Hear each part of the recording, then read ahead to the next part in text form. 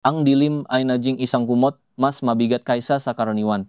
Sa bawat paglubok ng araw, bumibigat ang hangin sa kanilang unit sa One Legazpi Park sa Legazpi Village, Makati. Hindi na ito ang malamig na simoy gabi na dating nagbibigay ginhawa. Ngayon, ito ay bumabalot sa kanya ng pakabagabag, parang isang malaking misteryo na hindi niya maintindihan. Ang pag-irol na dilim ay nagbibigay daan sa mga ideya at damdamin na ayaw niyang aminin. Narinig niya ang tiktak ng orasan mula sa dingding ng kusina, isang tuno na dating nagpapaalala sa kanya ng paglipas ng oras sa kanilang masayang tahanan. Ngayon ay tila nakbibilang ng bawat sandali bago sumabog ang isang katotohanan. 3:00 na ng madaling araw. Si Amelia gising pa rin, nakatiti sa kisame.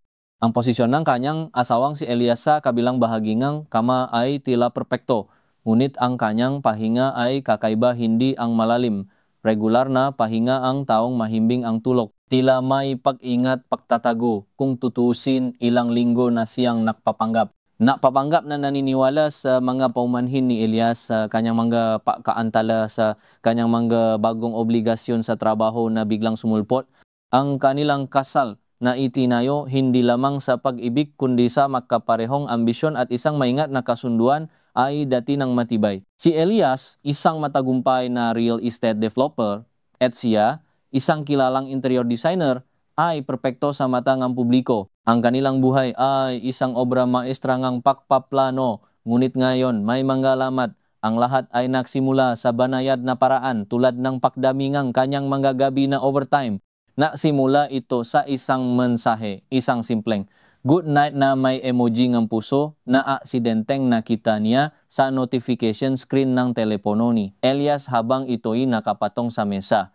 Hindi niya binuksan, ngunit ang imahe ay nakaukit na sa kanyang isip. Sino ito? Si Elias, na dati walang pasintabi sa pagpapakita ng kanyang telepono, ay naging mas maingat. Madalas niyang dalhin sa banyo, itago sa bulsa o biglang ilagay ang screen pababa kapag siya'y lumapit. Ang mga maliliit na pagbabago ay nagsimulang mag-ipon, bawat isa ay isang butil nga buhangin na bumubuo sa isang nakakatakot na disyerto. Isang gabi, habang naayos siyang gadamit ni Elias mula sa laundry, may naamoy siyang kakaiba. Isang pabango, hindi ito ang pabango ni Elias, hindi rin ito ang kanyang pabango. Ito ay matamis, masarap at kakaiba.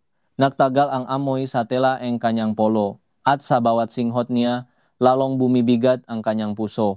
Ito ay parang isang halik na hindi niya kilala, nakauki sa damit ng kanyang asawa. Sinubukan niyang ipagtaka ito, baka sa opisina lang o baka kasama niya ang kliyente. Ngunit ang pambihirang amoy ay nagsimulang lumalas, isang malinaw na ebidensya na mas malalim ang problema. Elias, nakatulog ka na ba? Bulong niya na may halong pag-asa na sana ay mahimbing na ito para hindi na niya kailangang magpanggap. Ngunit may namataan siyang bahagyang paggalaw. Ang pahinga nito ay naging mas regular, mas malalim, nagpapanggap din. Ang ideya na pareho silang nagpapanggap sa loob ng parehong kamay nagpalami sa kanyang buto, ang init ng kanilang pagiging mag-asawa ay unti-unting nawawala, napapalitan ng isang espasyo ng pagtatago at pagdududa. Kinabukasan, habang naghahanda si Elias para sa kanyang trabaho, naging abala si Amelia sa pagmamasid. Ang kanyang mga mata ay nakasunot sa bawat kilos ni Elias. Naging mas maingat siya sa kanyang makaswatan, mas matagal sa pag-ayos ng kanyang buho.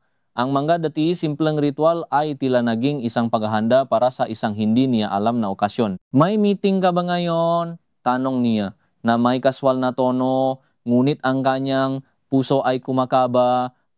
Sabi Gisi. Sa aptang parade, sagot ni Elias nang hindi tumitingin sa kanya habang inilalagay ang kanyang cufflinks. Importante, buong manghapon siguro. Ang pangalan ng lugar ay nag-iwan ng kirot sa kanyang dibdib. Uptown Parade. Isa sa mga paborito nilang lugar kung saan sila madalas mag-dinner o mag-hangout kapag sila ay may ipinagdiriwang. Ngunit ngayon ito ay isang bagong lokasyon para sa kanyang malihim. Pag-alis ni Elias, agad niyang hinanap ang kanyang phone. Nakapatong ito sa bedside table. Dali-dali niyang sinuri ang makamakailang tawag at mensahe. Wala, malinis. Tila alam ni Elias na susuriin niya ito. Ngunit may isang lumang telepono si Elias na itinago sa likod ng kanyang drawer sa office desk na dati niyang ginagamit para sa mga lumang contacts o backups. Hindi niya iyon pinapakialaman at ngayon may nagudok sa kanya upang tingnan ito. Nanginginig ang kanyang kamay habang binuksan niya ang drawer. Sa ilalim ng tumpok nga lumang dokumento, naron ang kanyang lumang smartphone. Pinindot niya ang power button. Umasa siyang patay na ito o kung bukas man walang koneksyon. Ngunit umilaw ito, ang fingerprint sensor ay hindi umubra. Ngunit naalala niya ang PIN. Ang PIN na dati pinaktawanan niya dahil sa pagiging napakasimple. Ang petsa ang kanilang anibersaryo. Nanginig ang kanyang nga daliri habang ini-type niya ang nga numero, bumukas ang telepono, ang nga mensahe. Dito na nagbago ang lahat. Isang thread ng pag-usap na may isang pangalan, S. Hindi niya ito kilala. Sa bawat pag-scroll niya, ang kanyang mundo ay gumuho. Nga mensaheng pagmamahal, mapagpaplanong tagpo, malarawan hindi malinaw, ngunit sapat na upang makita ang pagkaka-intimate ng dalawang tao. Ang malokasyon, ang maoras, ang mapahiwatig, ang isa sa mga mensahe ay nakakita ng isang petsa kahapon. At ang lokasyon, isang high-end hotel sa Bonifacio Global City. Ang kanilang usapan ay puno nga salita na dating ibinubulong ni Elias sa kanya. Ang init, ang pag-asa, ang pagmamahal, ngayon para sa iba. Bumaksa ang telepono mula sa kanyang kamay, lumihang isang mahinang kalambak sa karpet. Ang kanyang hininga ay naging mabigat at ang kanyang dibdib ay sumikip. Ang sakit ay parang isang libong kutsilyo na sabay-sabay na tumutusok sa kanyang puso. Doon nagsimula ang kanyang pakahanap, ang kanyang misyon. Hindi na siya isang asawa na nagmamahal, kundi isang investigador na naghahanap ng katotohanan. Bawat araw ay nagiging isang laro ng pusa at daga. Nagsimula siyang maktabingang nga resibo, suriin ang mileage ng kotse, at subukan ang kanyang nga pakilos. Naglagay siya nga isang maliit na tracker sa kanyang kotse, isang bagay na binili niya online na tila isang pangkaraniwan lamang na item, ngunit sa kanya ito ang kanyang sandata. Ang tracker ay nagbigay ng mga sagot na kinatatakutan niyang marinig. Ang kanyang overtime sa opisina ay madalas na nagtatapos sa isang kondominium sa Taguig, hindi kalayuan sa BGC. Ang kanyang pagbisita sa Upton Parade ay hindi lang para sa meetings. May mga takpo siya na napakalit para ipaliwanag ng trabaho. Ang pattern ay hindi na may kakaila. Isang hapon, sa kanyang pagmamaneho sa EDSA, nakita niya ang sasakyan ni Elias na papasok sa basement parking ng isang malaking commercial complex sa BGC. Sumunod siya, ang kanyang puso ay kumakaba. Ang kapaligiran sa basement parking lot ay mausok at malalim ang anino. Ang mailaw na dilaw ay nagbibigay ng isang eerie glow. At ang bawat ingay ng gulong ay tila lumilihan ng isang eko sa kanyang isip. Nakita niya si Elias na bumaba mula sa kotse, hindi nag-iisa. Kasama niya ang isang babae, bata, maganda, nakangiti. Ang kanyang ngiti ay nakakabingi sa katahimikan ng kanyang mundo. Ang kanilang makamay ay makahawak. Nausap silang mahina, tila sila ang namamayaring mundo. Ang babae ay may isang kakaibang alahasalig, isang pendan na may hugis puso na dati niyang nakita sa isang litrato sa lumang telepono ni Elias. Hindi na niya kailangan ng karagdagang ebidensya. Ito na, ang kanyang hinala ay naging isang katotohanan. Ang babaeng ito ang S. Mabilis niyang pinaandar ang kanyang sasakyan at umalis. Hindi niya kayang makita pa ang anumang bagay. Ang kanyang mga mata ay nanlabo dahil sa mga luha at ang kanyang pahinga ay naging mabigat. Sa loob ng ilang araw, ang kanyang pag-iral ay tila isang malaking pagpapanggap. Ngumiti siya sa kanyang anak na si Luna, naglutong pagkain para kay Elias at nagpanggap na wala siyang alam. Ngunit ang bawat sandalingang katahimikan sa pagitan nila ay puno ng hindi nasasabing gasolita, ng galihim na tila humihinga sa parehong hangin na kanilang nilalanghap. Ang susunod na hakbang ay ang pinakamahirap, ang pangarap kay Elias. Ngunit paano? Paano mo haharapin ang taong pinakamamahal mo at sabihin sa kanya na alam mo na ang lahat? Pinili niya ang isang gabi kung kailan natutulog na si Luna, ang kanilang anak. Sa gabi na iyon, ang tita ng orasan ay tila mas malakas, mas mabilis. Ang dilaw na ilaw sa kusina ay nagbibigay nga malalim na anino sa kanilang silid kainan. Pinaghahandaan niya ang kanyang nasalita. Elias, sinimulan niya ang kanyang boses ay nanginginig, may kailangan tayong pag-usapan. Nakita niya ang pagtigil ng kanyang asawa sa pagbabasa ng pahayagan. Ang kanyang mata ay hindi tumingin sa kanya, ngunit ang kanyang katawan ay tila na tense. Tungkol saan, Amelia? Alam mo namang pagod ako galing sa trabaho. tungkol sa pagiging pagod mo sa trabaho. Tugon niya na may ironya o sa kung ano ang ginagawa mo kapag ikaw ay pagod. Dahan-dahan, inilapa ni Elias ang pahayagan. Ang kanyang mukha ay blanco, ngunit mayroong isang bagay sa kanyang mga mata, isang maikling sulyap ng takot, pagkatapos ay pagtatanggi. Hindi ko maintindihan ang sinasabi mo. Talaga ba? Tumayo siya. At dahan-dahan siyang lumapit sa kanya. O ayaw mo lang intindihin? Kinuha niya ang kanyang lumang telepono mula sa kanyang bulsa at inilagay sa mesa. Baka ito makakatulong sa iyo para maintindihan. Nalaki ang mata ni Elias. Ang kanyang mukha ay naging puti. Ang pagtanggi ay nawala, napalitan ng isang halong pagkagulat at pagkabigla. Saan mo nakuha yan? Hindi mahalaga kung saan. Ang mahalaga ay kung ano ang nasa loob niyan at kung ano ang ginagawa mo sa bawat mensahe, sa bawat tawag, sa bawat takpo. Ang kanyang boses ay tumataas at ang kanyang maluha ay nagsisimula ng bumagsak. Paano mo nagawa ito sa atin, Elias? Sa ating kasal, sa ating pamilya, ang pananahimik ay bumalot sa kanila, mas masakit kaysa sa anumang sigaw. Sa loob ang ilang segundo walang nagsalita. Ang tanging naririnig ay ang tibok ang kanilang puso at ang mabilis na paghinga ni Amelia. Amelia, maari ko itong ipaliwanag, simula ni Elias na may pilit na pagkalma. Hindi ito ang iniisip mo. Hindi ito ang iniisip ko. Napatawa siya, isang mapait na tawa. Ano ito, Elias? Isang bagong uringan trabaho o isang bagong libangan? Nakita ko kayo sa basement parking sa BGC. Maghahawa ang kamay niyo, may suot siyang pendan na bigay mo. Ang kanyang nasalita ay tumama kay Elias tulad ng masampal. Tumayo siya at lumapit sa kanya. Amelia, please. Huwag kang gagawang gulo. Hindi ito kasing simple ngang iniisip mo. Kasing simple, sumigaw siya. Ano ang hindi simple ito, Elias? Na niloloko mo ako, na sinisira mo ang lahat ng pinatatrabahuhan natin, ang ating reputasyon, ang ating pamilya. Doon lumabas ang tunay na kulay ni Elias. Ang reputasyon, tumawa siya ng marahan, isang paktawa na walang kagalakan. Ang ating reputasyon ay batay sa isang kasunduan, Amelia. Isang kasunduan na tayo lang ang nakakaalam, napatulala si Amelia. Alam niya ang tinutukoy ni Elias. Ang kanilang kasal ay hindi lang batay sa pag-ibig, kundi sa isang matalinong negosasyon. Si Elias ay nangangailangan ng kanyang koneksyon sa mga high-end clients sa interior design world at siya naman ay nangangailangan ng kanyang pinansyal na suporta at ang estabilidad ng isang respetadong asawa para sa kanyang lumalaking karera. Isang marriage of convenience na unti-anting naging isang tunay na pagmamahalan o kaya ay inakala niya. Akala ko nagbago na iyon, Elias, bulong niya na may luha. Akala ko na mahalan na tayo.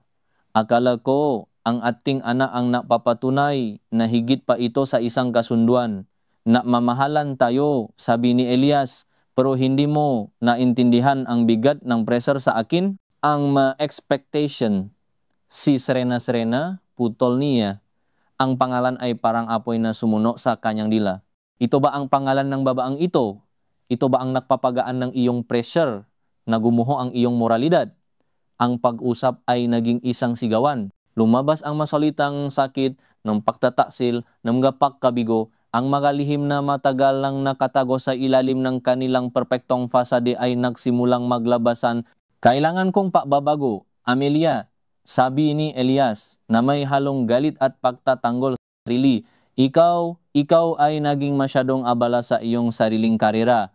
Hindi mo na ako hindi mo na ako sinusuportahan. Anong sinusuportahan? Sumigaw siya. Elias, ako ang nagbigay sa iyong lahat. Ang aking pangalan, ang aking mga koneksyon. Lahat na ito ay para sa Amelia. At ikaw, Amelia, ganti ni Elias, ikaw ba ay tapat sa lahat ng bagay?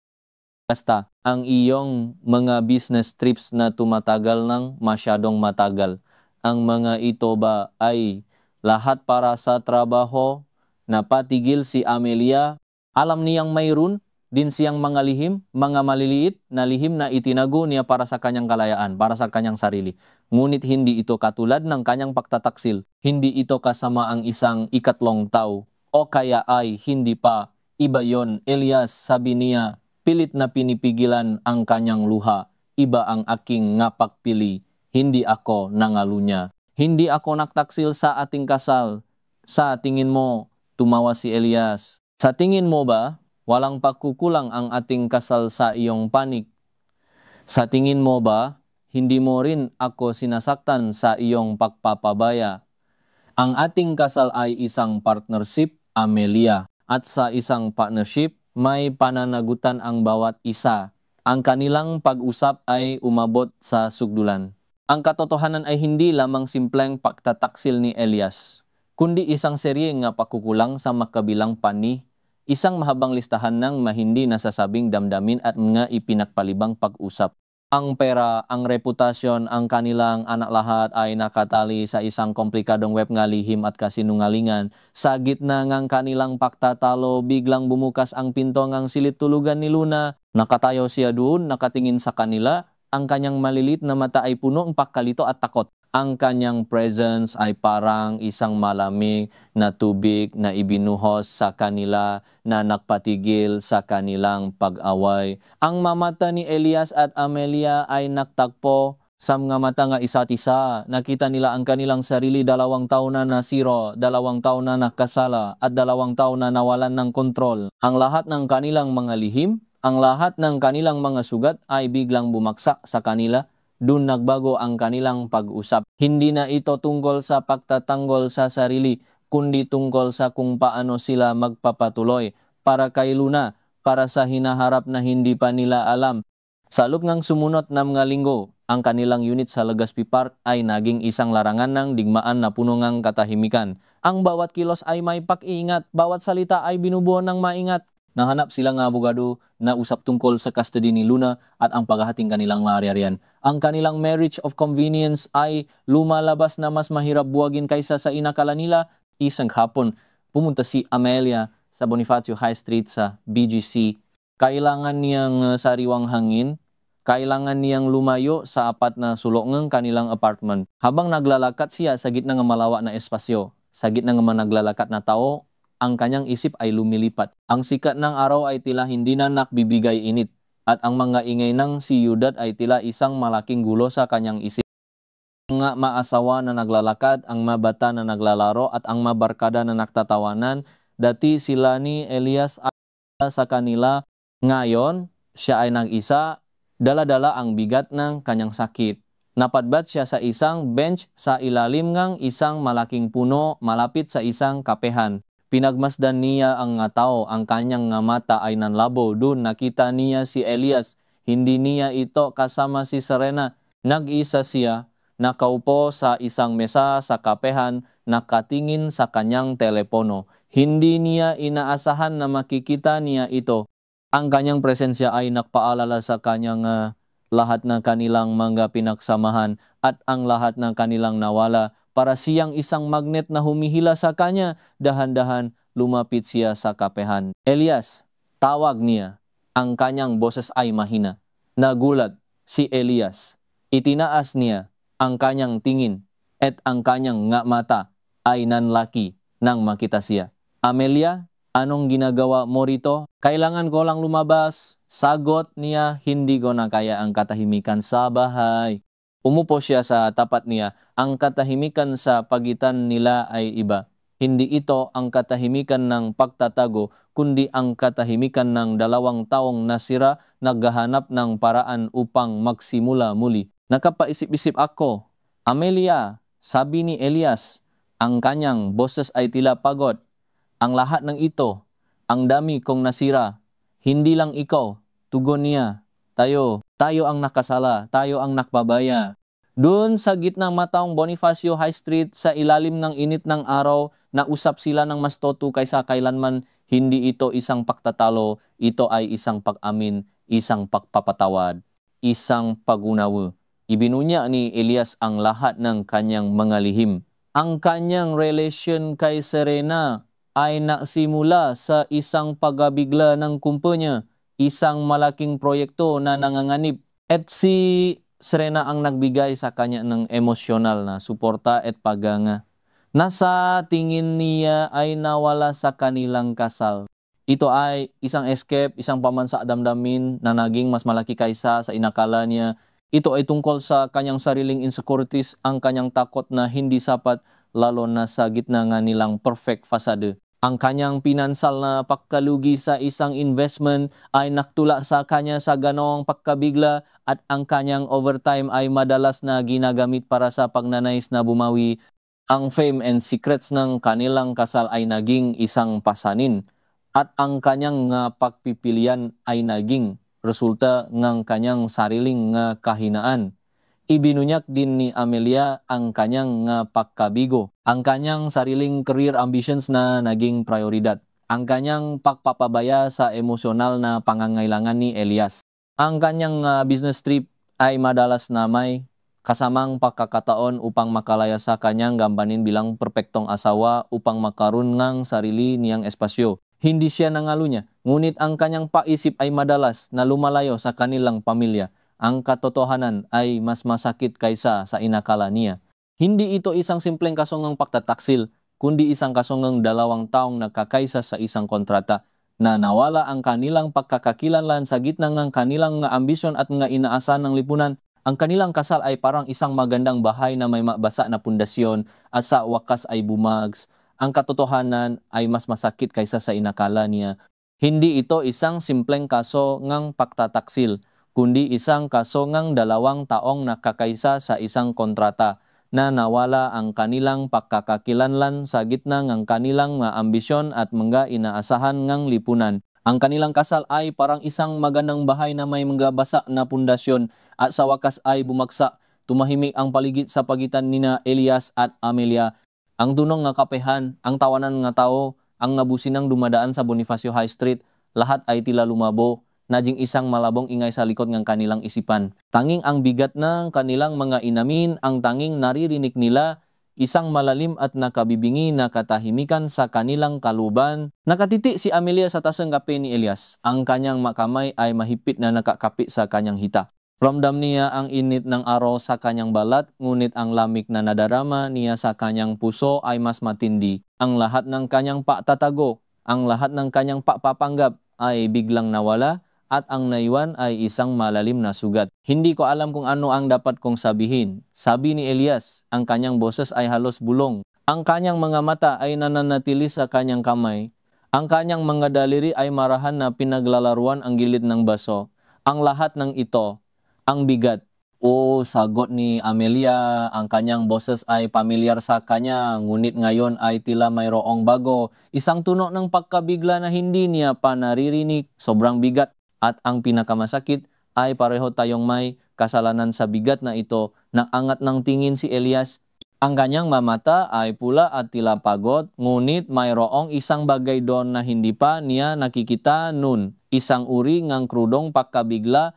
Hindi na ito ang pamilyar na pagkabigla ng pagtatago o pagtatanggol sa sarili. Ito ay ang pagkabigla ng isang taong bumaksak, ngunit sa pagbaksak na iyon ay nakahanap ng isang kakaibang kalayaan. Ang buong buhay natin, Amelia, mula nang ikasal tayo, nagtatago tayo, nagpapanggap para sa mga tao, para sa kumpanya, para sa bawat isa. Tumango si Amelia at para sa atin, para sa ideya kung ano ang dapat nating maging. Isang mapait na ngiti ang lumitaw sa kanyang labi. Ang ironiya ay sa pagtatago ng ating mga sarili, nawala natin ang isa at isa at ang pinakamasakit, nawala natin ang ating mga sarili. Ang kanilang mga mata ay muling nagtakpo. Ngayon, wala nang galit, walang pagsisisi. Tanging isang malalim, nakakapagod na pag-unawa. Ang kanilang magalihim na minsang naging pader sa pagitan nila ay naging tulay. Isang tulay na gawa sa sama ng loob at pagkabigo, ngunit isang tulay pa rin. Anong mangyari ngayon? Tanong ni Elias, ang kanyang boses ay tila wala na sa kanya. Ito ay isang tanong na matagal nang nagpapahirap sa kanila, ngunit ngayon lamang nila ito kayang tanungin ng buong pagkabigla. Nagkibit balikat si Amelia, hindi ko alam, Elias. Ang alam ko lang, hindi na tayo pwedeng bumalik sa dati. Hindi na tayo pwedeng magpanggap. Hindi na natin pwedeng balewalain ang lahat ng ito. Isang mahabang katahimikan ang muling bumalot sa kanila, mas malalim at mas makabuluhan kaysa sa anumang nauna. Ang katahimikan na ito ay hindi bunganga takot sa pagkabigla, kundi bunganga napakaraming pagkabigla na nangangailangan ng pagpapahalaga. Ang bawat isa ay tila na proseso ang isang bagong katotohanan na hindi nila inaasahan. Isang katotohanan na mas komplikado at mas nakasasakit kaysa sa simple nilang iniisip. Pinakmasdan ni Amelia ang mataw sa paligid nila, ang mga pamilya na masayang naglalakad, ang mga mag-aasawang magkahawa kamay, ang mga kaibigan na nagtatawanan. Hindi na niya nadama ang sakit ng paggainggit. Sa halip, nadama niya ang isang kakaibang kalayaan, isang paggabigla na may bahid ng pag-asa. Wala na silang itinatago. Ang kanilang fasada ay tuluyan ng bumaksak. Ang tanging tanong ay kung ano ang itatayo nila sa maguho. Kailangan nating pag-usapan si Luna, sabi ni Elias. Ang kanyang boses ay malumanay. Siya ang pinakamahalaga sa lahat. Kailangan natin siyang protektahan sa lahat na ito. Tumango si Amelia, alam ko. Hindi siya dapat magdusa dahil sa ating mga pagkakamali. Kailangan niyang malaman na mahalaga siya sa atin kay ano pa ang mangyari sa atin. Ibig sabihin, patuloy ni Elias, dapat tayong maging sibil. Kahit masakit, kahit mahirap, kailangan nating makasundo. Para sa kanya, saan tayo magsisimula? Tanong ni Amelia, ang kanyang mamata ay nanlabo. Puno galit at hinanakit ang ating relasyon. Paano tayo makakakita ng sibil na daan? Hindi ko alam, sagot ni Elias. Pero kailangan nating subukan. Kung hindi man para sa ating sarili, para sa kanya, kailangan nating humanap ng paraan para maging matino. Hindi na tayo dapat magpabaya. Tumayo si Amelia. Ang kanyang katawan ay tila pagod na pagod, ngunit ang kanyang isip ay gising na gising. Ang araw ay sumisikat pa rin, ngunit ang kanyang mundo ay tila nagbago. Kailangan kong umalis. Kailangan kong mag-isip. Tumango si Elias. Ako rin, maraming kailangan isipin, maraming kailangan ayusin. Hindi na sila nakpaalam. Tumalikod si Amelia at nagsimulang lumakad. Ang kanyang gahabang ay mabagal at maingat. Nararamdaman niya ang gamata ni Elias sa kanyang likuran, ngunit hindi na niya nilingon. Ang kanilang pausap ay isang mabigat na pasanin, ngunit ito rin ay isang pagpapalaya. Ang kanilang kasal ay nasira, ngunit sa pagkawasak na iyon, mayroon ding pag-asa para sa isang bagong simula, hindi bilang mag-asawa, kundi bilang mga magulang na nagsusumikap na ayusin ang kanilang buhay para sa kanilang anak. Habang naglalakad si Amelia sa malawak na Bonifacio High Street, ang bawat hakbang niya ay tila naktatanggal ng isang layer ng pagtatago at pagpapanggap. Ang kanyang isip ay bumalik sa mga taon ng kanilang kasal, sa mga maliit na butas na lumitaw sa kanilang pundasyon, na sa kalaunan ay naging malalaking basag. Naalala niya ang maunang taon, kung kailan ang kanilang marriage of convenience ay tila gumagana, isang maayos na arrangement na may benepisyo para sa kanilang dalawa. Naging magandang team sila at ang chemistry nila sa harap ng publiko ay kapani-paniwala. Ngunit sa likod ng mga kamera at ng mga headline, ang emosyonal na distansya ay unti-unting lumalalim. Naalala niya ang magabi na makasama silang umuwi mula sa isang corporate event na nakangiti at nagtatago ng kanilang pagod at pagkatapos ay makakahiwalay ng silit. Ang bawat isa ay abala sa kanyang sariling mundo, nga email, tawag at mga ambisyon. Ang dates nila ay madalas na extension ng kanilang trabaho, mga pagkataon upang magpakita ng isang nakakaisang front. Ang kanilang pag-usap ay nakasentro sa negosyo, sa mga plano para sa kumpanya, sa mga social obligations. Ang kanilang personal na buhay ay naging isang footnote, isang bagay na ipinagpapaliban para sa mas mahalagang mga bagay. Ang pagdating ni Luna ay nabigay sa kanila ng bagong layunin, isang bagong dahilan para mapanggap na mayos ang lahat. Ngunit sa halip na paisahin sila, ang presensya ni Luna ay nakapakita lamang ng higit pa sa kanilang mapagkukulang. Pareho silang naging abala sa pagiging perpektong magulang sa mata ang publiko, na nakalimutan nilang maging tunay na magulang para sa kanilang anak at tunay na kapareha para sa isa't isa. Si Elias, sa kanyang paghahanap ng pagkilala at pagpapahalaga ay napabaya. Si Amelia sa kanyang pagnanais ng kalayaan at pagpapatunay sa kanyang sarili ay nagpabayarin. Dumating si Amelia sa parking lot at sumakay sa kanyang sasakyan. Ang kanyang kamay ay mahigpit na nakakapit sa manibela. Hindi niya alam kung saan siya pupunta, ngunit kailangan niyang lumayo. Kailangan niyang lumayo sa gulong ng kanilang buhay kahit sandali. Pinatakbo niya ang sasakyan at ang mga ingay ng siyudad ay tila bumalik sa kanyang pandinig, mas malakas at mas nakakabingi kaysa dati. Nagmaneho siya ng walang direksyon. Ang kanyang isip ay abala sa manakdaang pag-uusap. Ang pag-amin ni Elias tungkol kay Serena ay masakit, ngunit ang pag-amin tungkol sa kanyang sariling insecurities at ang pinansyal na pagkalugi ay nagbigay sa kanya ng isang bagong perspektibo. Ang kanyang perfect na asawa, ang matagumpay na negosyante, ay mayroon din kanyang mademonyo. Hindi ito nagpapawalang sala sa kanya, ngunit nagbigay ito ang konteksto, isang paalala na ang lahat ay may kanilang masugat. At ang kanyang sarili, ang kanyang pagpapabaya sa emosyonal na pangangailangan ni Elias, ang kanyang paghahanap ng kalayaan sa kanyang business trips, hindi ito pagtataksil sa pisikal, ngunit ito ay isang emosyonal na pagtalikod. Ang kanyang paglayo ay nagtula din kay Elias palayo. Ang kanilang bahay sa Legazpi Park na minsang naging simbolo ng nilang perfect na buhay ay ngayon ay naging isang pitan.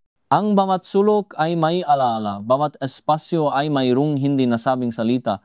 Sa pagdating niya sa apartment, naramdaman niya ang bigat ng katahimikan.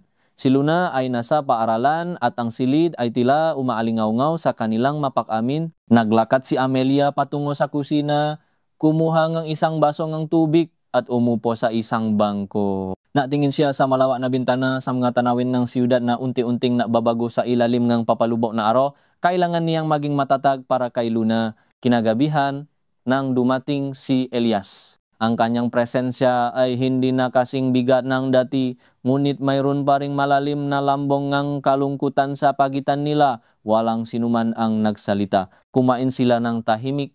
Ang bawat isa ay abala sa kanyang sariling pag-iisip. Hindi na sila nagpanggap na masaya, sa halip tanging ang kanilang mata ang nagpapahayag ng kanilang damdamin. Ang mga mata ni Elias ay puno ng pagod at pagsisisi.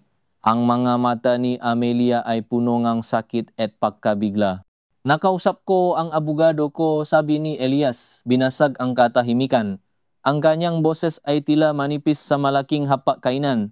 Sabi niya, mas magiging madali ang lahat kung magkakasundo tayo.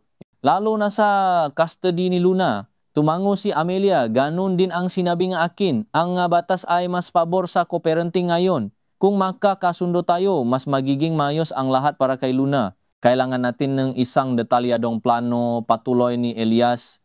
Iniwasan ang kanyang tingin sa eskwelahan ni Luna, sa mga bakasyon, sa holidays, at sa kanyang emosyonal na pangangailangan.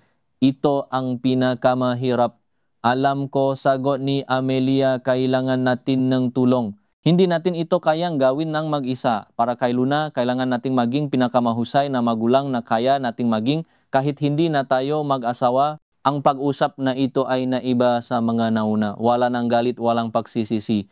Ito ay isang pag-uusap sa pagitan ng dalawang individual na napilitang humarap sa katotohanan. Dalawang tao na naghahanap ng paraan para makabangon mula sa mga guho. Gusto kong huminging tawad, sabi ni Elias. Ang kanyang boses ay nanginginig. Para sa lahat, para sa sakit na ibinigay ko sa iyo, para sa pagkabigo ko sa ating pamilya, para sa lahat na aking kasinungalingan. Isang luha ang bumaksak sa pisngi ni Amelia. Hindi lang ikaw, Elias, ako rin. Patawarin mo ako sa aking pagpapabaya. Patawarin mo ako sa aking paghahanap ng kalayaan na nagtula sa atin palayo. Patawarin mo ako sa hindi pagiging sapat na asawa para sa iyo sa loob ng maraming taon. Ito ang unang pagkakataon na sila ay nausap ng walang pagtatago, ng walang mamaskara. Ang kanilang pahingi ng tawad ay hindi nagpapawalang sala sa kanilang mga pagkakamali, ngunit nagbigay ito ng isang kakaibang pagpapalaya. Hindi ito nangahulugan na may babalik pa ang kanilang kasal, ngunit ito ay isang mahalagang hakbang tungo sa pagpapagaling. Nang gabing iyon, kahit nasa makaibang silid sila, mayroong kakaibang kapayapaan sa apartment. Ang katahimikan ay hindi na puno ng galit, kundi ng isang malalim na pagkabigla. at isang kakaibang pag-asa para sa isang bagong simula. Sa sumunod na mga araw, ang kanilang pakikitungo sa isa ay nagbago. Hindi na sila umiiwas sa bawat isa.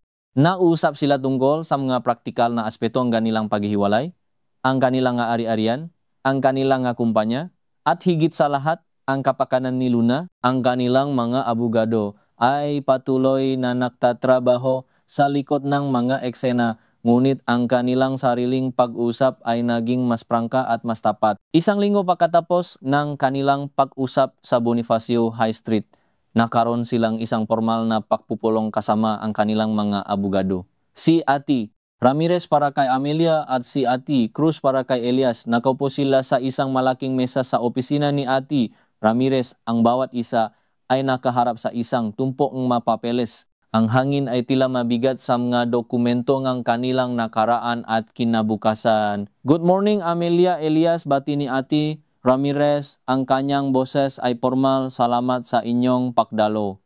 Napausapan na namin ni Ati Cruz ang ma-preliminary details. Batay sa inyong pag-usap, tila mayroong common ground para sa isang amicable separation, lalo na tungkol sa co-parenting agreement ni Luna. Tama po, sabi ni Elias. Ang kanyang boses ay tila may bahid ng bagot. Gusto naming gawing madali ang proseso para kay Luna. Siya ang priority namin. Mahusay, sabi ni Ati Cruz. Ang custody arrangement ay medyo diretso. Pareho kayong may joint legal custody. Pagdating sa physical custody, iminungkahi namin ang isang rotating schedule. Marahil ay bawat linggo o ilang araw sa bawat linggo. Depende sa inyong ma-schedule at sa mga pangangailangan ni Luna sa paaralan. Ang nga ari-arian ang mas komplikado, sabi ni Ati Ramirez. Ang inyong kasal ay isang marriage of convenience, ngunit legally, ito ay isang legit na kasal. Ang nga ari-arian na naipon ninyo sa loob nga inyong kasal ay tinuturing na conjugal property. Nagtinginan sina Elias at Amelia. Ito ang isa sa mga pinakamahirap na aspetong kanilang paghihiwalay. Ang kanilang pinagsamang yaman ay napakalaki at ang paghati nito ay hindi magiging madali. Ang Legazpi PAC unit, patuloy ni Ati Cruz, ay nakapangalan sa inyong dalawa. Ang inyong negosyo, ang creative agency ni Amelia at ang investment firm ni Elias ay itinuturing na personal property, ngunit ang profits na naipon sa loob ng kasal ay maring ituring na conjugal. Gusto kong humingi ng pabor, sabi ni Amelia. Binasa ang formal na tono. Gusto kong manatili sa Legazpi PAC unit si Luna. Nandun ang kanyang eskwelahan, ang kanyang nga kaibigan. Hindi ko gustong ilipat siya sa ibang lugar sa ngayon. Nang-angat ng tingin si Elias. Wala akong problema dun. Mas gusto ko rin na hindi siya lumipat ng lugar. Ako na lang ang lilipat. Mayroon naman akong condominium sa BGC na matagal nang hindi ginagamit. Okay, sabi ni Ati Ramirez. So, ang Legazpi PAC unit ay mananatili kay Amelia at Luna.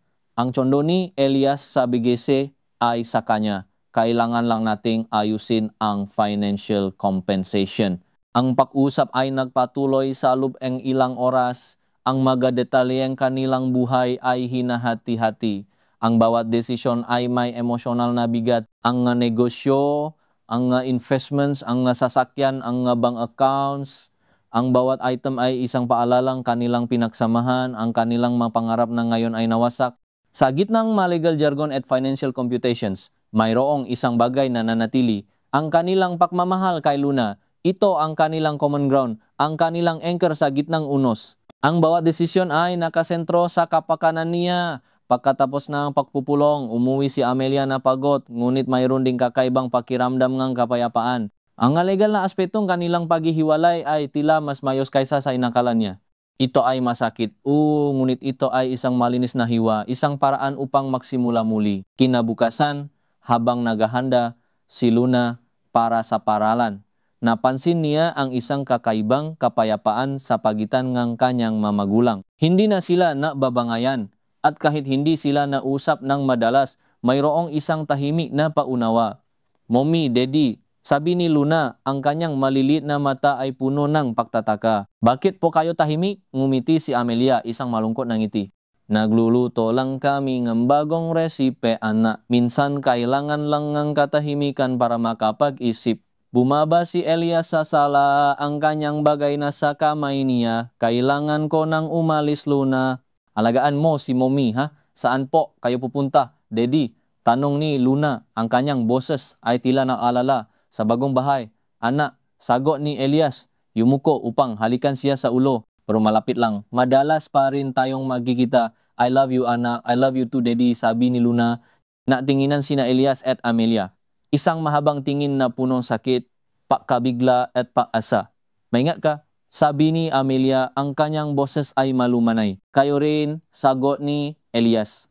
Alagaan ko kayo. Umalis si Elias. Ang kanyang pag-alis ay hindi na punong galit o pagtatago. Ito ay isang pag-alis na punong sakit ngunit puno rin ng katotohanan. Sa loob nga sumunod na mga linggo at buwan, ang buhay ni na Amelia at Elias ay nagbago ng husto.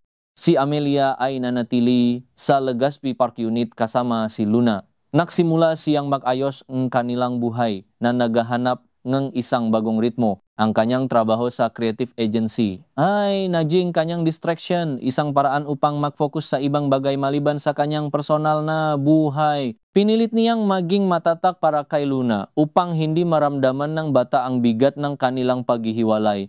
Si Elias naman ay lumipat sa kanyang tsondo sa BGC. Ang kanyang buhay ay naging mas tahimik, mas malungkot.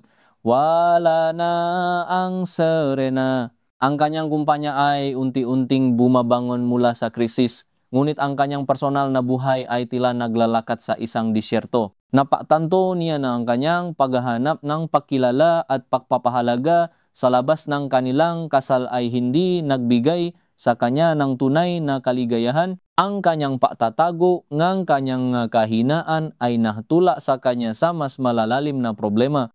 Ang kanilang co-parenting arrangement ay naging isang hamon. Sa simula, mayroong tensyon, ang bawat isa ay maingat sa presensya ang isa.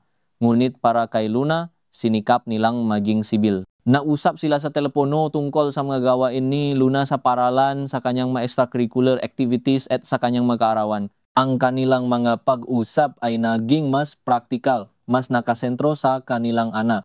Isang araw, habang sinusundo ni Amelia si Luna sa bahay ni Elias sa BGC, nagsisimula silang mapalitan ng bahay upang mas maging flexible. Nagkaroon silang pagkakataon na mausap ng walang tensyon. Si Luna ay nasa kanyang kwarto, abala sa paglalaro. Kumusta ang trabaho mo? Tanong ni Elias. Ang kanyang boses ay malumanay. Naalok siya kay Amelia ng isang tasa ng kape. Ayos lang, sagot ni Amelia. Maraming ginagawa, nakatulong din para hindi masyadong mag-isip. Natingin siya sa paligid ng tsondo ni Elias. Simple at moderno, ngunit tila kulang sa init. Kumusta ka rito? Tahimik, sabi ni Elias. Isang mapait na ngiti ang lumitaw sa kanyang labi. Sobrang tahimik. Nakakalungkot din minsan, pero masasanay din ako. Nasaan si Serena? Tanong ni Amelia. Ang kanyang tanong ay tila lumabas ng wala sa oras. Nagulat din siya sa kanyang sariling tanong. Isang sandali nga katahimikan. Umalis siya, sagot ni Elias. Pagkatapos ng lahat, naging malinaw na hindi na ito pwedeng magpatuloy. Ang aming relasyon ay nabuo sa maling pundasyon, sa isang lihim, sa kasinungalingan. Tumango si Amelia, hindi na siya naktanong ba. Ang sakit ay nanatili, ngunit ang galit ay tila humupa. Naalala mo ba, sabi ni Elias, yung una nating project together, ang fundraising gala para sa orphanage, sobrang stress tayo nun. Pero ang saya pa rin. Ngumiti si Amelia. Nakamali pa nga tayo sa pagtawangang chatterer. Sa halip na Italian, Chinese ang dumating.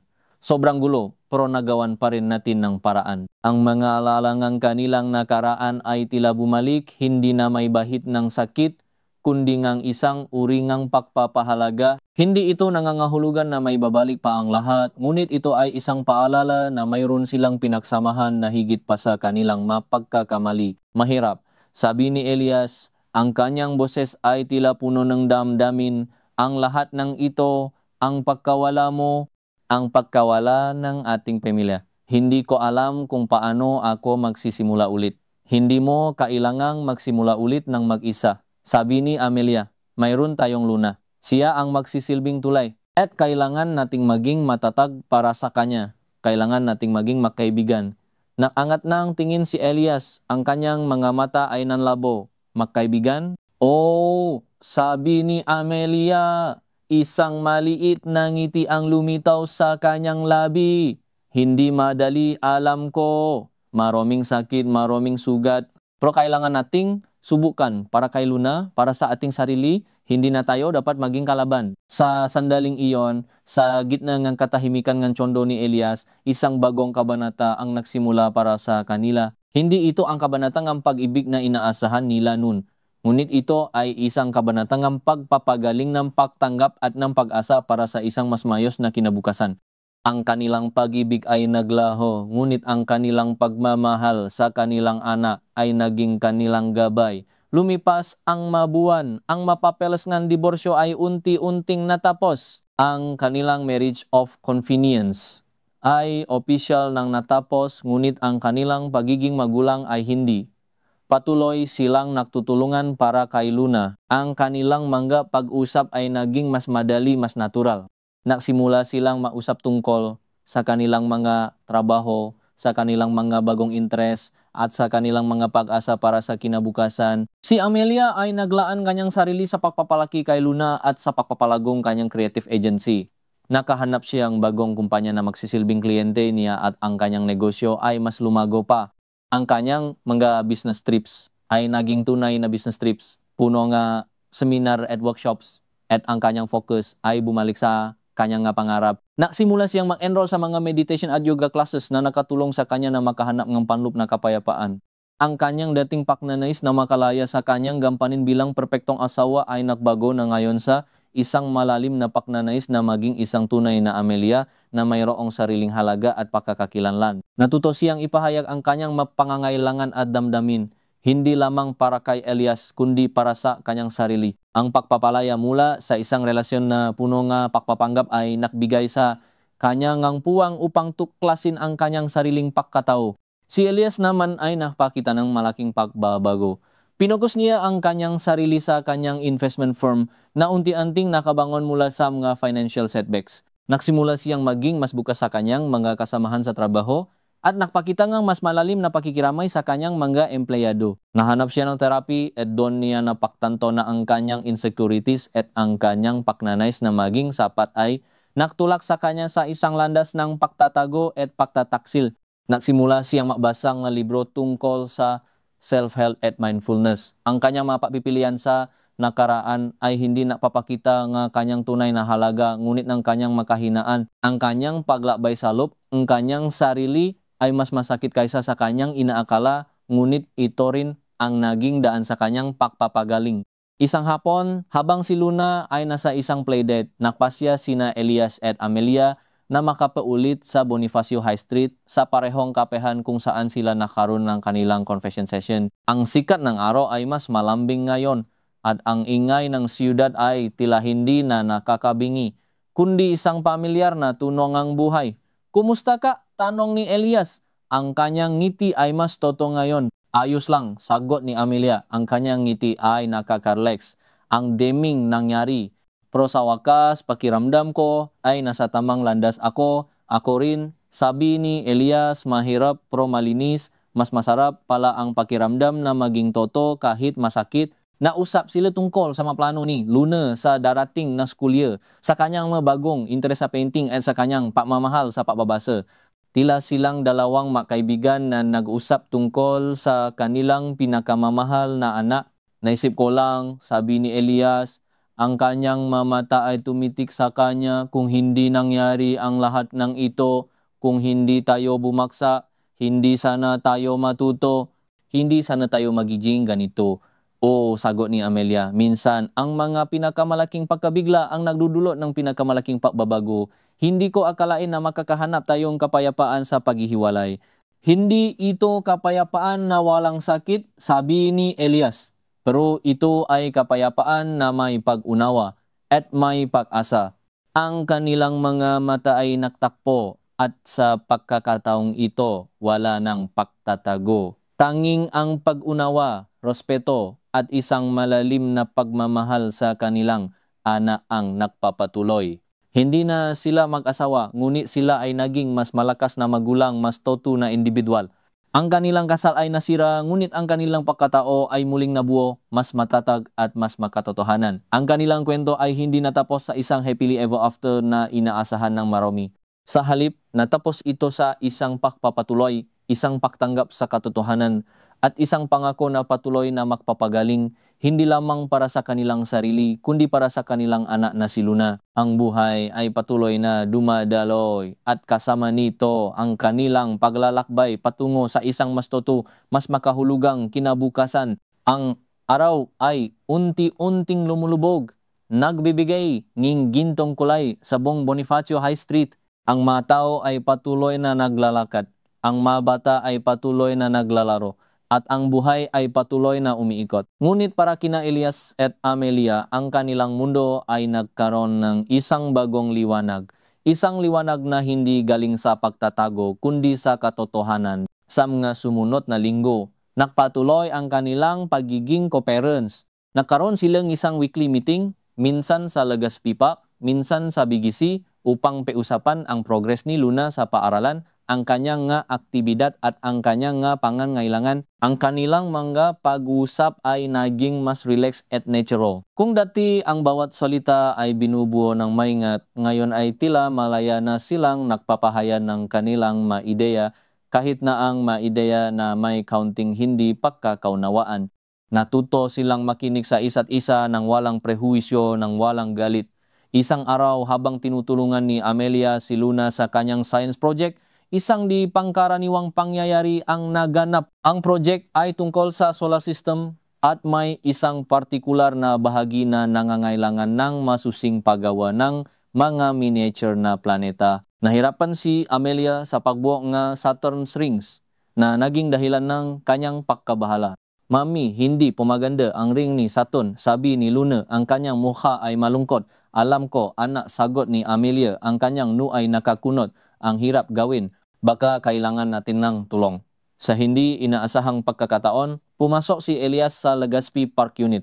May dala siyang pagkain para sa hapunan dahil iyon ang kanyang araw upang bisitahin si Luna. Nakita niya ang kanilang pagpupunyagi. Ano yan? Tanong ni Elias, lumapit sa mesa. Project sa science po, Daddy, sabi ni Luna, pero hindi po maganda ang ring ni Saturn. Pinamasdan ni Elias ang project. Isang ngiti ang lumitaw sa kanyang labi. Madali lang yan.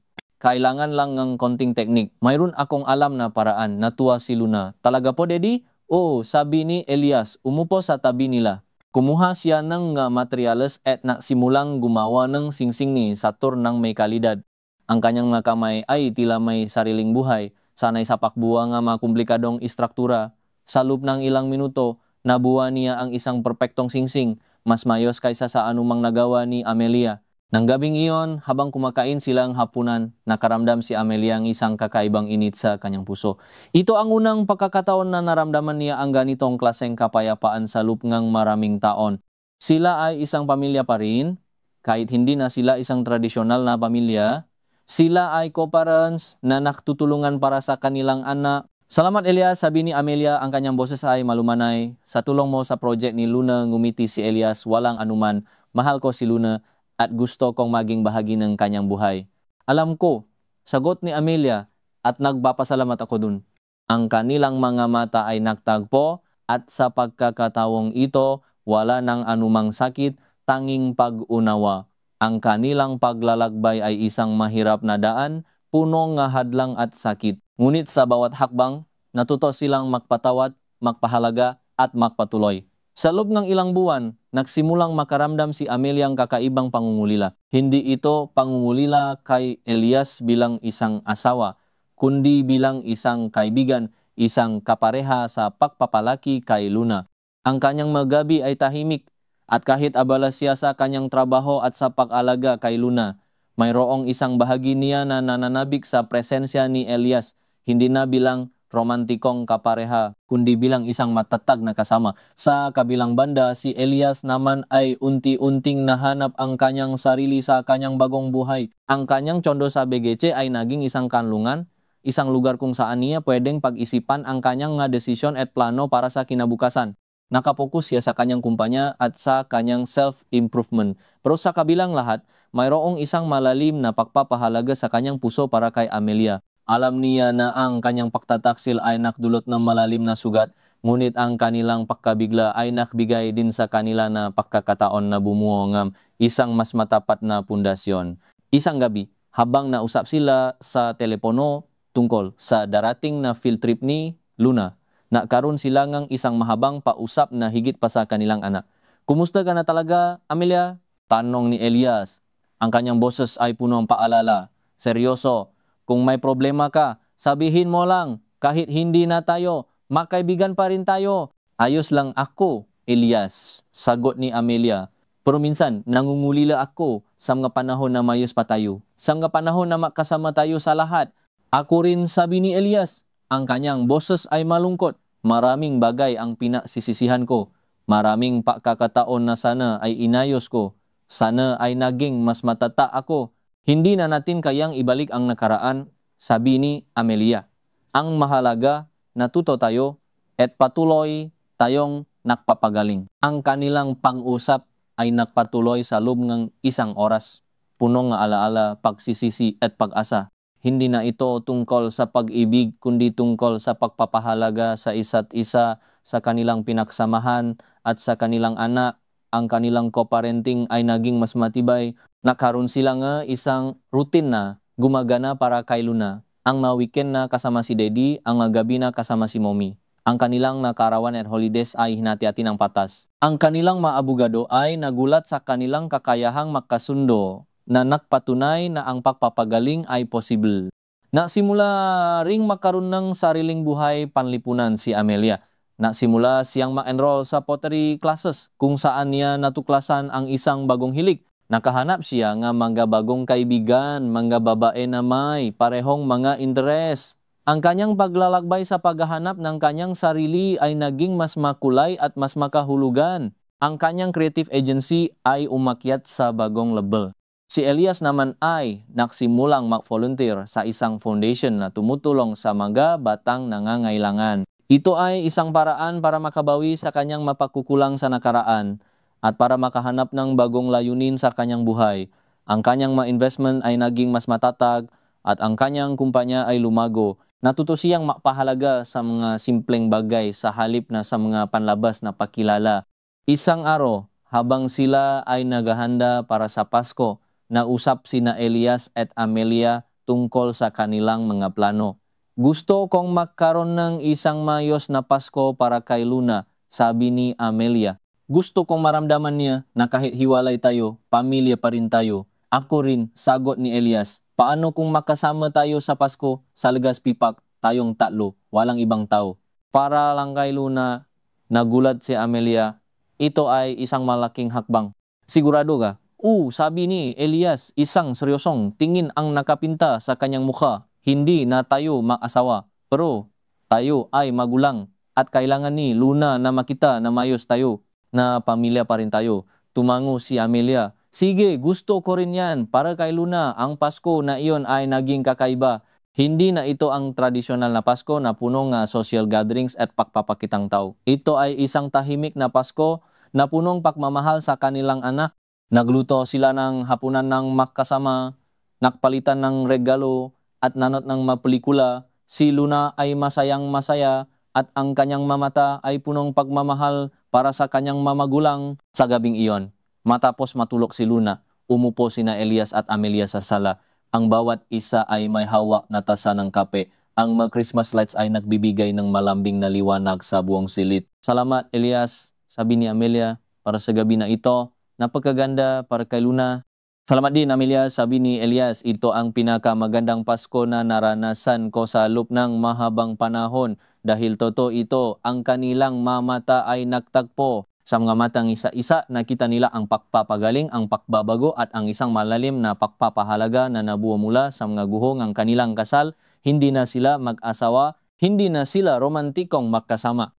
Ngunit sa paglipas ng panahon, sila ay naging higit pa sa mga dating mahilig. Sila ay naging matatag na magulang at magkakaibigan na mayroong isang malalim na pag-unawa. Ang kanilang kwento ay hindi isang fairy tale.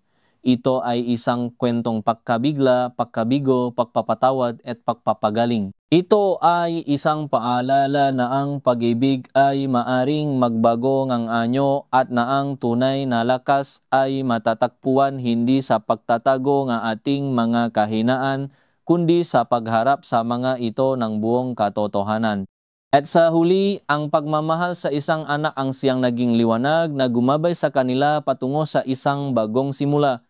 Isang simula na mas totu, mas makahulugan at mas punong pag-asa. Ang bahay na nabasag ay muling nabuo, hindi bilang isang kasal, kundi bilang isang pamilya na nagpapahalaga sa katotohanan at sa bawat isa. Ang kanilang marriage of convenience ay nagtapos, ngunit ang kanilang paglalakbay sa paghahanap ng tunay na pagkakakilanlan at pagpapahalaga sa isa't isa ay nagpatuloy, mas matatag at mas makabuluhan kaysa kailanman. Sa gitnang lahat, si Luna ang naging inspirasyon upang muling maitayo ang tulay na sinirang ang kanilang mga nakaraang pagkakamali, isang tulay na gawa sa pag-asa at patuloy na pag-unawa na patuloy na magpapatibay sa kanilang kakaibang ugnayan bilang mga magulang.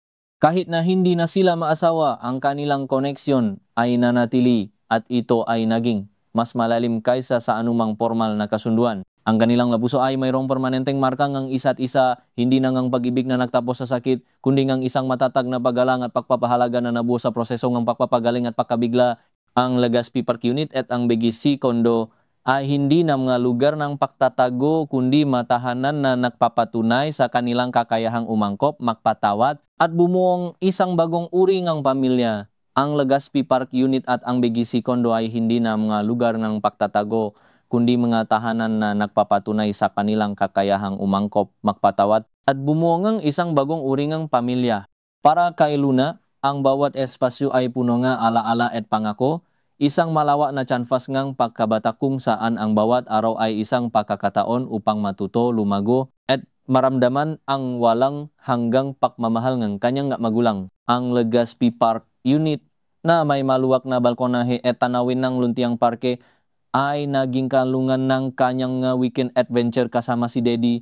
Dito sila nakbabasa ng mga libro, naglalaro ng board games, at kung minsan ay nagluluto ng simpleng agahan ng magkasama, ang amoy ng pencheks at kape ay bumabalot sa buong espasyo. Ang BGC Condo naman, na may makulay na dekorasyon at matatamis na amoy mula sa sariwang bulaklak at handmade soap na gawa ni Mommy, ay ang kanyang tahanan sa mga araw linggo kung saan siya ay tinutulungan ni Amelia sa kanyang homework, nakpipinta at nakukuwento tungkol sa kanyang araw. Ang bawat tahanan ay nagpapakitang personalidad ng bawat magulang, ngunit pareho itong nagbibigay ng seguridad, pagmamahal at pagkakakilanlan para kay Luna. Ang pagpapalit ng pag-alaga kay Luna ay naging mas maayos at halos walang hirap. Ang Lunes at Biyernes ay naging araw ng transition, ngunit hindi na ito nagdudulot ng anumang stress o kalituhan. Sa halip, ito ay isang pagkakataon para kina Elias at Amelia na mag-usap sandali, magbahagi ng update tungkol sa paralan ni Luna, sa kanyang kaibigan o sa anumang bagong interest na kanyang natuklasan. Ang kanilang mapag-usap ay palaging profesional ngunit may malalim na paggalang. Malayo sa mapait at sisihan ng nakaraan. Walang silbi ang pagbabali sa mga lumang sugat. Ang kanilang mata ay nakatuon na sa hinaharap sa kapakanan ni Luna at sa kanilang individual na paglago. Ang bawat salita ay binibigkas ng may pag-ingat, tinitiya na ang mensahe ay malinaw, tapat at walang bahid ng anumang hindi pagkakaindinihan. Ang pagiging bukas sa komunikasyon ang siyang nagpapanatiling ang balanse, na nagbibigay daan sa kanilang tatlo na magkaroon ng isang matatag at maligayang buhay. Patuloy na umusbong ang buhay ni Amelia sa sining at pagnanais na tuklasin ang kanyang sarili. Ang kanyang creative agency, na dati ay isang pinagkukuhanan lamang ng kabuhayan, ay naging isang plataforma para sa kanyang advokasya at pagkamalikhain. Nakakuha silang mga kliyente na tumutugon sa kanyang mga bagong pinahahalagahan, mga negosyong pangkapaligiran, mga social enterprises, at mga non-profit organizations na mayroong positibong epekto sa komunidad. Ang kanyang trabaho ay naging mas makabuluhan. Ang bawat proyekto ay isang pagkakataon upang magbahagi ng kwento at lumiha ng pagbabago. Ang kanyang pagiging art director ay naging mas matalas, ang kanyang maideya ay mas sariwa at ang kanyang madesisyon ay mas tiwala. Ang kanyang opisina sa BGC ay naging isang kanlungan ng pagbabago kung saan ang kanyang empleyado ay inspirasyon ng kanyang bagong tuklas na layunin. Ang paglago nga ahensa ay hindi lamang sa kita kundi sa epekto at legacy na kanilang iniiwan sa bawat kampanya na kanilang ginagawa na nagpapatunay na ang tagumpay ay maaring sukatin sa higit pa sa material na bagay. Ang kanyang pottery classes ay nagpatuloy na maging isang sagradong espasyo para sa kanya. Ang pahubok ng luwad ay sumasalamin sa kanyang sariling pahuhubok. Ang bawat pinggan, bawat paso, at bawat eskultura ay isang pisikal na representasyon ng kanyang pagpapagaling at pagbabago. Sumali siya sa isang grupo nga babae na may parehong hilig at sa kanila niya natuklasan ang isang matibay na pagkakaibigan. Nagkaroon sila ng lingguhang paktitipon kung saan sila ay nakbabahagi ng kwento, nakbibigay ng suporta at nakpapalitang ng ideya. Ang kanilang tawanan ay kumalat sa pottery studio na nagbibigay ng isang nakakahawang enerhiya sa bawat sesyon. Ang bagong kaibigan na ito ay hindi lamang mga kapwa-artista kundi mga katuwang sa kanyang paglalakbay, mga taong nakakaintindi nga kanyang pinagdanan at pinahahalagahan ang kanyang paglago sa kanila. Natutunan niya na ang pagiging bukas ay isang anyo ng lakas at ang pagtanggap sa kanyang mga kahinaan ay nagbigay sa kanya ng tunay na kalayaan. Si Amelia ay yumayabong, ang kanyang ngiti ay mas tunay at ang kanyang mata ay nakniningning bagong pag-asa. Samantala, si Elias naman ay ganap na naibuhos ang kanyang sarili sa kanyang gawaing pakboboluntaryo sa foundation. Ang pagtulong sa mga batang nangangailangan ay hindi na lamang isang paraan para makabawi sa kanyang pakukulang, kundi isang pinakukuhanan ng kanyang bagong kahulugan ng buhay. Natuklasan niya na ang pagbibigay ay mas nakakapagpasaya kaysa sa pagtanggap. Bawat ngiti ng bata, bawat pag-asang nabuhay sa kanilang mata ay isang paalala sa kanya na ang tunay na yaman ay matatagpuan sa pagmamahal at serbisyo. Naging bahagi siya ng pagpaplano ng mga outreach programs, fundraising events at pagtatayo ng mga community learning centers. Ang kanyang talino sa negosyo ay ginamit niya upang makaroon ng mas matatak na pondo ang foundation na nakbibigay daan sa mas maraming bata na makakuha ng edukasyon at mayos na kalusugan. Nakita nga board members ang kanyang dedikasyon at passion at inialok siyang mas mataas na posisyon na buong puso niyang tinanggap hindi para sa titulo kundi para sa mas malawa na pagkakataon na makapagbigaying tulong. Ang kanyang investment ay naging mas matatag at ang kanyang kumpanya ay lumago ngunit ang kanyang pananaw sa tagumpay ay nagbago. Hindi na siya naghahangad ng mga panlabas na pagkilala o ang walang hanggang pagpapatunay ng ibang tao. Sa halip, ang kanyang layunin ay makaroon ng positibong epekto sa lipunan. Ipinatupad niya ang corporate social responsibility programs na sumusuporta sa mga lokal na magsasaka, sa mga indigenous communities at sa mga maliliit na negosyo. Naging inspirasyon siya sa kanyang mga empleyado na nakita ang kanyang pagbabago mula sa isang self-centered na negosyante tungo sa isang leader na may puso. Ang kanyang mga desisyon sa negosyo ay naging mas ethical, mas makatao at mas malalim ang pangunawa sa pangangailangan ng iba. Ang kanyang yaman ay naging kasangkapan sa paggawang kabutihan at hindi na isang sukatan kanyang pagkatao. Natuto siyang mapahalaga sa mas simpleng bagay. Ang sikat ng araw sa umaga, ang tawanan ni Luna, ang init ng isang tasa ng kape at ang kapayapaan na matatakbuhan sa paglilingkod. Isang hapon sa isang parent-teacher conference para kay Luna, nakasama sina Amelia at Elias, ang guro ni Luna, si Ms. Reyes ay nagbahagi ng mga positibong komento tungkol sa kanyang pagganap sa klase. Si Luna ay isang masayahin at matalinong bata, sabi ni Ms. Reyes na may mainit na ngiti. Napansin ko na malaki ang kanyang pagbabago nitong mga nakaraang buwan. Mas ganado siyang pumasok, mas confident siya sa klase, at mas marami na rin siyang kaibigan. Kitang-kita ang epekto ng mayos na suporta mula sa inyo kanyang magulang. Nakatinginan sina Amelia at Elias at isang tahimik na pag-unawa ang namutawi sa kanilang mata. Ang salita ni Ms. Reyes ay isang kumpirmasyon ng kanilang paglago, hindi lamang bilang individual kundi bilang mga magulang. Ito ang bungangang kanilang pagpapagaling at pagpili na maging isang functional na pamilya, anuman ang anyo nito. Matapos ang conference, naglakad sila papalabas ang paaralan. Ang bawat isa ay may ngiti sa labi. Masaya ako marinig yun, sabi ni Elias habang sinisikip ang jacket ni Luna na nakasabit sa kanyang braso. Alam kong nahirapan si Luna nung una, pero ngayon tingnan mo siya. Ang galing-galing ng anak natin. Tumango si Amelia. At sa tulong din natin. Mas madaling lumago si Luna kung alam niya na nasa likod niya tayo na kahit anong mangyari magkasama tayo sa pagpapalaki sa kanya. Ang kanilang pag-usap ay naging mas madali, mas natural. Hindi na sila nag-ingat sa bawat salita dahil alam nilang ang kanilang intensyon ay pareho. Ang kapakanan ni Luna, ang dating nga paaway at hidwaan ay napalitan ng kooperasyon at respeto. Sa loob ni Amelia, isang pakiramdam ng pasasalamat ang bumabalot sa kanya. Nakita niya kung paano nabago si Elias. Hindi na siya ang mapagmataas na Elias na mas iniisip ang kanyang sarili kaysa sa iba. Mayroong isang bagong lalim sa kanyang mga mata, isang kapakumbabaan na nagpapakita ng tunay na paglago. Ang kanyang pagiging ama ay naging mas matibay at ang kanyang presensya sa buhay ni Luna ay naging mas makahulugan. Hindi na niya ito nakikita bilang kanyang dating asawa, kundi bilang isang kapareha sa pagiging magulang, isang kaibigan na pinahahalagahan niya ang kanyang dedikasyon sa kanilang anak. Ito ay isang uri nga pagmamahala mas matata kaysa sa anumang romantikong damdamin, isang paggalang na nabuo mula sa hirap nga pagpapatawad at pagtanggap. Si Elias naman ay natataka kung paano nagawa ni Amelia na maging ganap na malaya at magpakatuto sa kanyang sarili. Ang pagiging creative director ni Amelia ay mas naging vibrant. Ang kanyang nga gawa sa pottery ay nakpapakita ang kanyang kaluluwa at ang kanyang ngiti ay mas naging tunay. Nakita niya ang kanyang pagbabago mula sa isang babaeng naghahanap ng pagpapatunay tungo sa isang taong confident at malakas.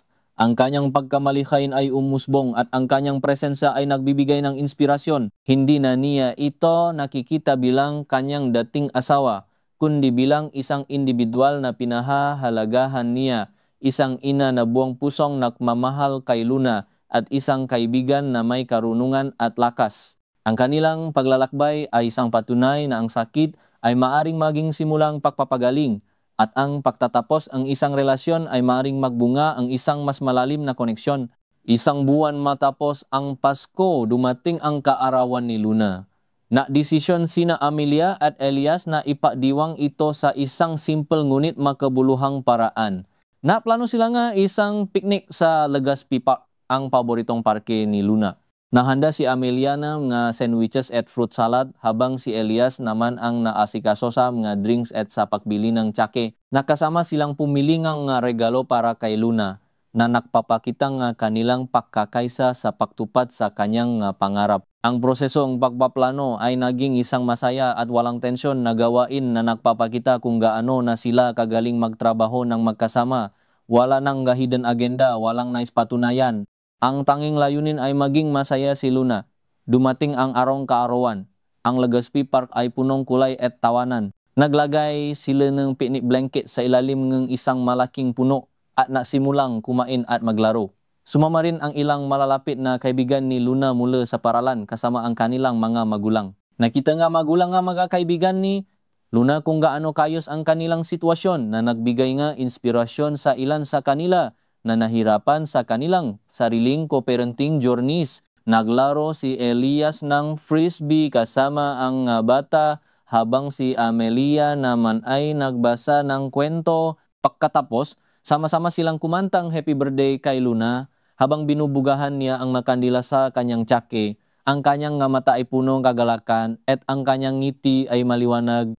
Wala siyang pakialam kung hiwalay ang kanyang magulang. Ang mahalaga ay naroon silang dalawa, magkasama, nagmamahal sa kanya. Ito ang isa sa pinakamasayang kaarawan ko, Daddy, Mommy, sabi ni Luna habang nakayakap sa kanilang dalawa. Naramdaman ni Elias ang init ng yakap ni Luna. Ang masimpleng sandali na ito ang mas mahalaga kaysa sa anumang yaman na kanyang naipon. Ang pagiging ama ni Luna ang kanyang pinakadakilang tagumpay. Ang dating siya ay maghanap ng malalaking party at bonggang regalo upang ipakita ang kanyang pagmamahal. Ngunit ngayon, ang kanyang pagmamahal ay ipinapakita sa kanyang presensya, sa kanyang oras at sa kanyang dedikasyon. Ang kanyang halaga ay binalanse at ang kanyang buhay ay naging mas tunay. Si Amelia naman ay napaktanto na ang kanyang sariling kaligayahan ay hindi nakasalalay sa isang relasyon, kundi sa kanyang sariling paglago at sa pagmamahal niya sa kanyang anak. Ang kaarawan na iyon ay isang paalala na ang pagiging single parent ay hindi isang limitasyon, kundi isang pagkakataon upang bumongang isang bagong uri ng pamilya na mas matatag at mas makahulugan. Ang kanyang hilig sa signing, ang kanyang bagong kaibigan, at ang kanyang lumalagong creative agency ay nagbigay sa kanya ng pagkakakilanlan na bukod sa pagiging asawa at ina. Siya ay si Amelia, isang babaeng may lakas, talino at puso na handang harapin ang anumang hamon ng buhay. Isang linggo na hapon, habang nag-usap sila sa telepono tungkol sa schedule ni Luna, nabanggit ni Luna na gusto niyang sumali sa school play. Ang kanyang mga kaibigan ay sumasali at gusto niya ring mag-audition. Pero Mami, Daddy, baka mahirapan ako sa rehearsal schedule. Makakaiba kasi ang maaraw, sabi ni Luna na may pag-aalinlangan sa kanyang boses. Nakatinginan sina Amelia at Elias sa pamamagitan ng video call. Ito ay isang bagong hamon sa kanilang co-parenting schedule. Ngunit sa halip na magalit o mag-alala, nakita nila ito bilang isang pagkakataon upang ipakita kay Luna ang kanilang pagkakaisa. Walang problema, Luna, sabi ni Amelia na may ngiti. Patutulungan namin ni Daddy yan. Sigurado akong makakahanap kami ng paraan para makasali ka sa play. Sumaayon si Elias. Tama ang mommy mo, anak. Huwa kang maalala sa schedule. Basta gawin mo ang best mo sa audition. Suportado ka naming sa mga susunod na araw. Pinausapan nila ni Amelia ang tungkol sa mga rehearsal schedule, ang pick up at drop off at kung sino ang sasama sa mga school events. Ang bawat isa ay handang mag-adjust, handang magbigay ng kompromiso at handang magtulungan para lamang sa kaligayahan ni Luna. Ito ay nagpapakita kung gaano na sila kalayo mula sa kanilang nakaraan, kung saan ang bawat desisyon ay isang paghaharap. Ngayon, ang bawat desisyon ay isang kolaborasyon. Dahil sa kanyang lumalaking confidence, nagdesisyon si Amelia na sumali sa isang local art exhibit para sa kanyang mga pottery pieces. Ito ang kanyang unang pagkakataon na ibahagi ang kanyang sining sa publiko. Ang kanyang magawa ay punong kaluluwa, mahugis na nagpapakita ng pagkabigla at pagpapagaling, makulay na sumasalamin sa kanyang emosyonal na paglalakbay at mga tekstura na naglalarawan ng kanyang mga pinagdaanan. Inimbitahan niya ang kanyang mga kaibigan mula sa pottery class, ang kanyang pamilya kasama ang kanyang mga magulang at kapatid, at siyempre si Elias at Luna. Ang pagbukas ng exhibit ay isang mahalagang milestone para kay Amelia, isang kumpirmasyon ng kanyang pagiging buo at malaya. Ang kanyang mga gawa ay iba't ibang hugis at sukat mula sa mga simpleng pinggan na may abstract